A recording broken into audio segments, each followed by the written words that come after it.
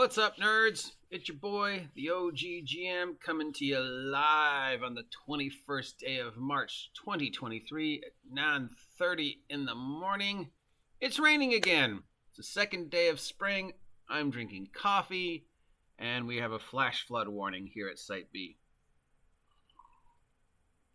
And speaking of flood, remember yesterday when I did the story about the Coyote Crow getting banned from PayPal and sort of the irony of after the rather controversial way the Coyote Crow cast and crew treated the rest of the world, that it was sort of ironic that they would get banned for selling no-no stuff on PayPal and violating PayPal's standards and practices. And I got way more poop on me than I expected to because of this, including from some people I never thought I would get it from.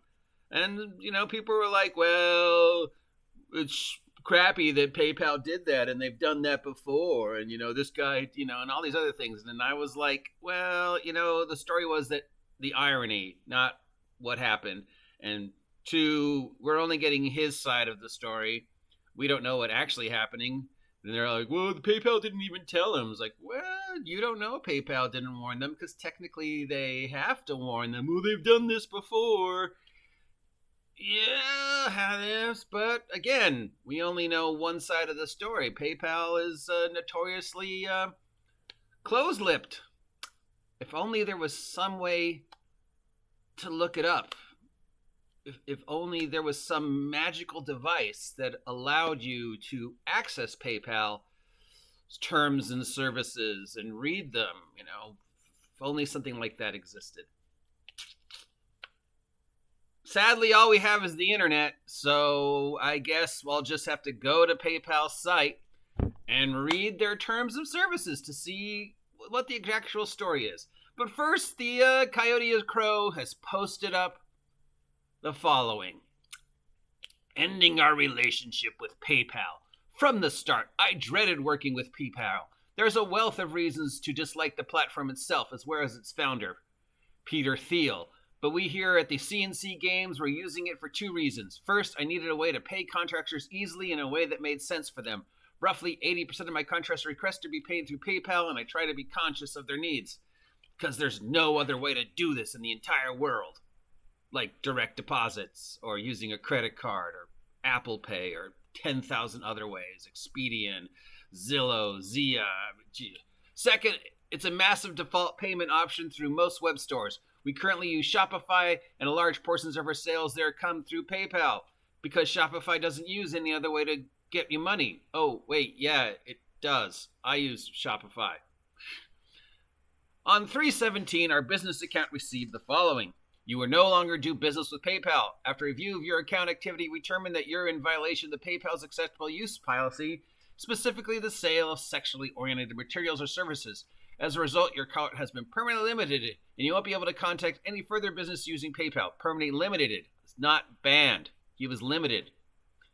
This is permitted under PayPal user agreement sections, restricted activities and actions we may take. You must remove all references to PayPal from your web store and our auctions, including removing PayPal as a payment option, the PayPal logo, and a PayPal shopping cart. If you have funds in your PayPal balance, we'll hold it for up to 180 days. These funds may be used to satisfy any obligation you may have under the user agreement and acceptable use policy, including potential liabilities to third parties and to PayPal for each violation of the acceptable use policy, including monetary damages. After that period, your email will have information on how to access to any remaining funds. If there are any chargebacks, result, blah, blah, blah, blah, blah, blah, blah. Customers who are permanently limited for violating PayPal are not permitted to use PayPal services and are not permitted to open new or additional PayPal accounts. Now, obviously, we don't sell sexually related materials. Nothing even close. We just treat people really poorly. But that also touches on another reason I don't want to use PayPal in the first place. The company is virtually anti-sex works, and I know numerous people who have had their money taken from them under these policies. I can't abide by that kind of moral policy. Yesterday, out of the blue, I received a following. Out of the blue, so you didn't contact them in response. Dear Coyote and Crow, thank you for contacting PayPal regarding the recent limitation of your PayPal account. So you did contact them, therefore it's not out of the blue. We have further reviewed your case and determined that your account is currently not in violation of our acceptable use policy. As such, the limitation on your account has been lifted. We sincerely appreciate your business and appreciate blah, blah, blah. If you have any questions, you could go to the acceptable use policy or the help same. And this is the way that he responded. Connor Alexander responded to, your response is entirely unsatisfactory and wholly unacceptable. You first suspended our business account with no notice and no explanation. That's what we're trying to find out whether that's true or not.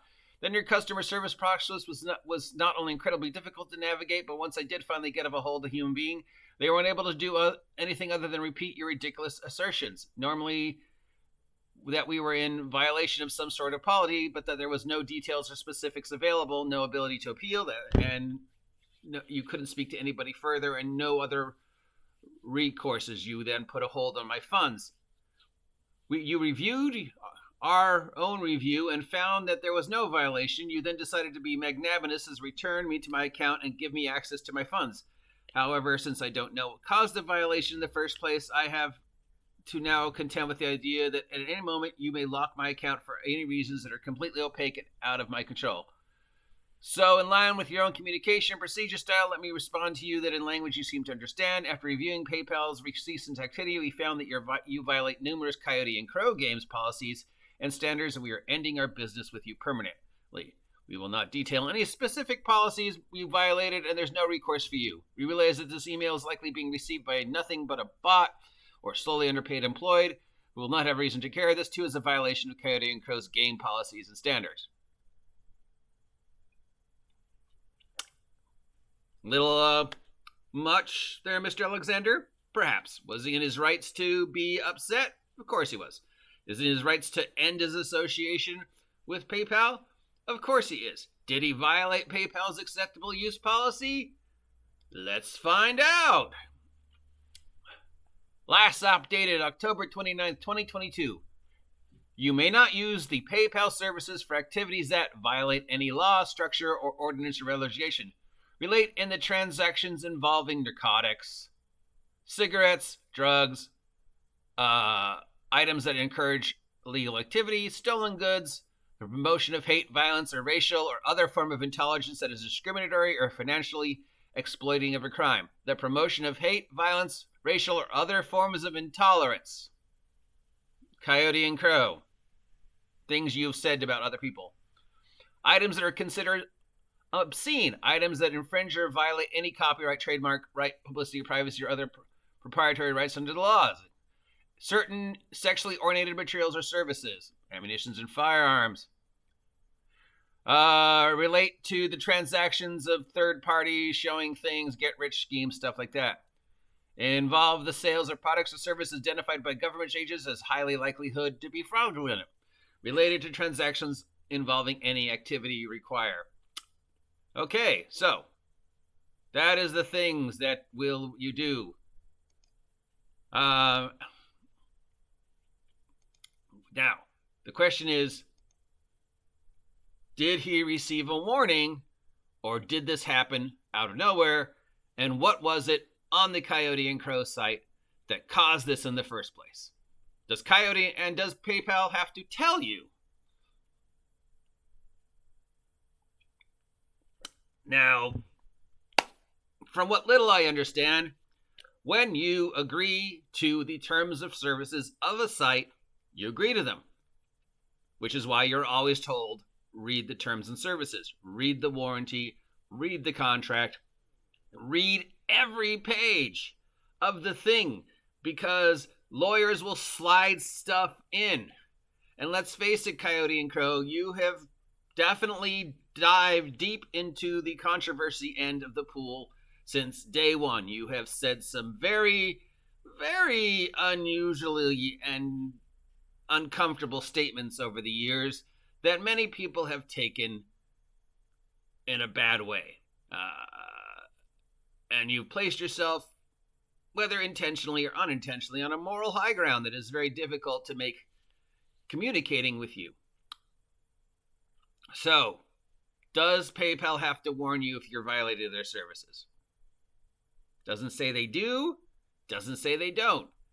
General thinking in this situations and other companies is, yeah, we want to keep your money, so we're going to send you at least one warning. That is usually standard operating procedure, but nowhere in the acceptable use policy does it say they have to. Does this allow PayPal to just do this and not respond?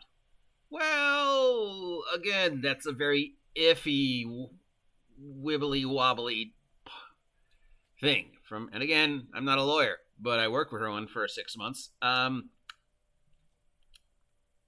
They don't have to make it easy for you, which apparently is this individual's experience, but they do eventually have to present you with a field where you are allowed to plead your case and present alternatives and argue with them, especially since they are dealing with your money, especially since they are on the stock exchange, especially since they are a company under consistent scrutiny by larger government organizations like the Department of Treasury, who's investigated them before.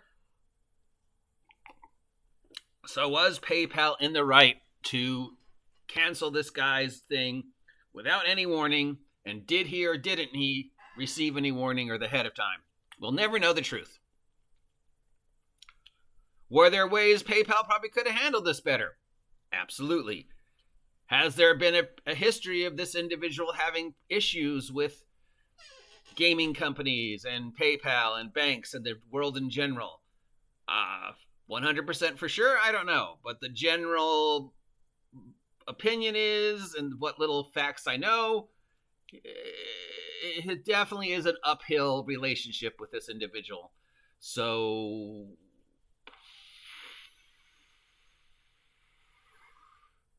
at the end of the day, we will never know the truth. We will know his side. We will know PayPal's side.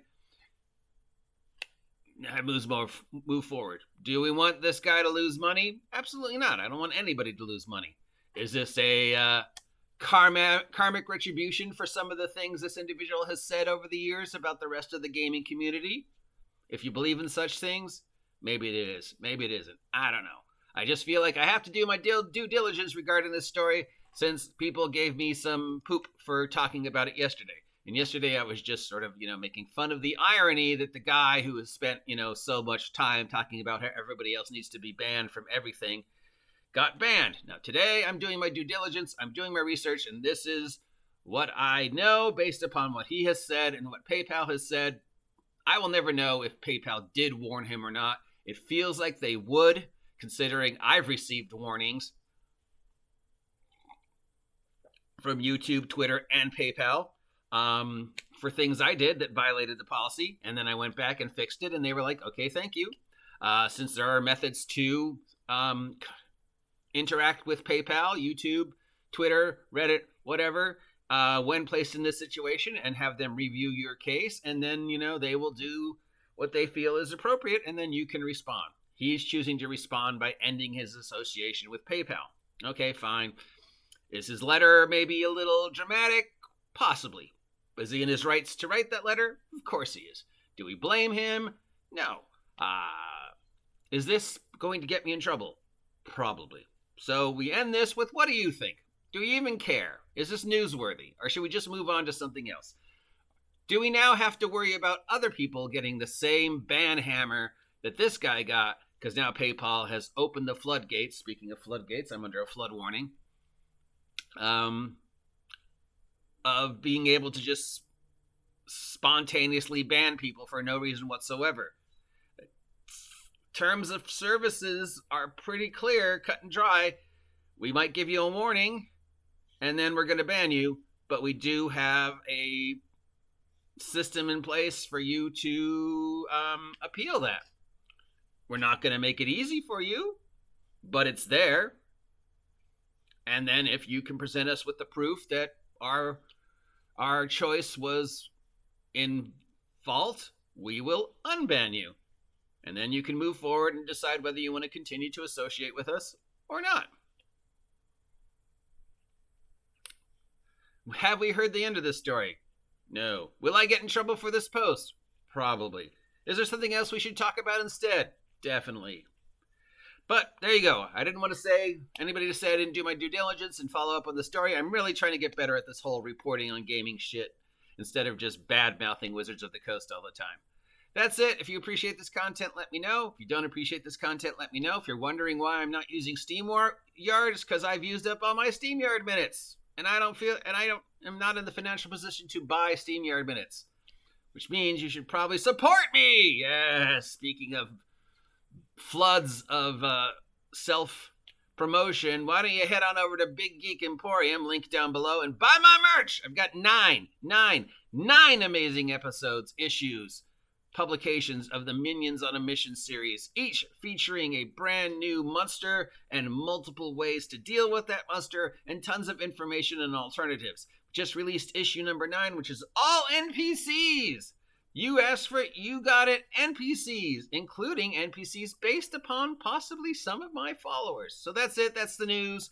Please like, please share, please subscribe. Please let me know what you're thinking about this story. Moving on. Have a great day. Stay safe because it's raining.